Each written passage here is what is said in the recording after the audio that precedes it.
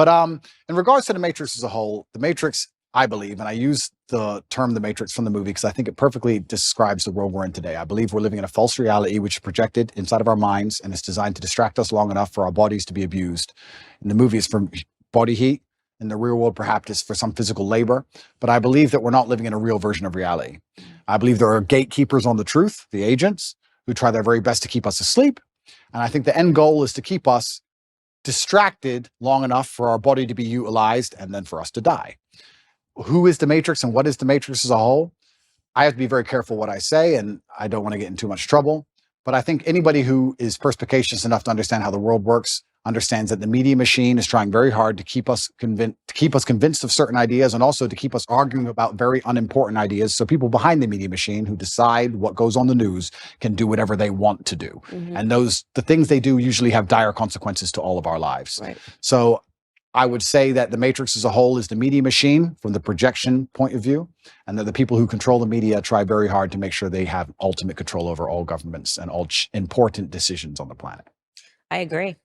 I totally agree. Welcome to the conspiracy. Welcome to the conspiracy. Don't listen to my podcast. I'm in on like CIA documents, showing people it's not a conspiracy theory. These are declassified CIA documents. These are things that they actually did and that nobody pays attention to because it happened 60 years ago, but it's been declassified. You know, all the operations that they had, putting actual journalists under CIA pay. I mean, it's crazy. Following the death of JFK, why did they do that? Why did they suddenly feel it was necessary to have journalists on payroll following the death of a president?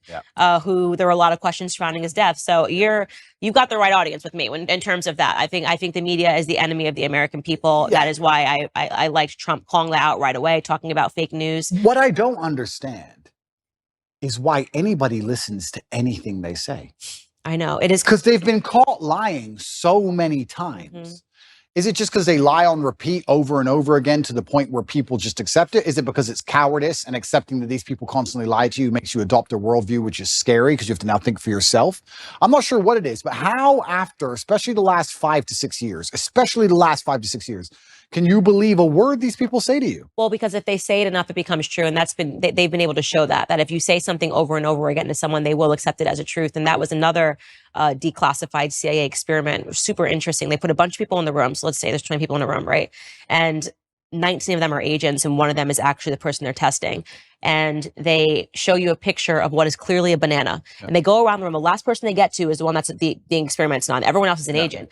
And they say, what is this? And the first person says, apple. Apple. It's clearly a banana. By the time they get to that 19th person who is not an agent, that person just says it's an apple, even though it's clearly a banana. They don't even believe their own eyes anymore because they're going, okay, well, if 18 people in this room have said that it's an apple, what do you see? An apple, apple, apple. Then they just say apple. So there's a lot of evidence. They do it because it works, and everything around us shows you it works. We're right now debating whether or not children can pick their gender. How did we get here? This is something that you couldn't even fathom when we were in high school, that people would be saying like your little boy could be a little girl, but we're here today and actual adults are believing this information because it's been said enough times to whatever segment of the population that they're accepting it as true. So they do it because it's been effective.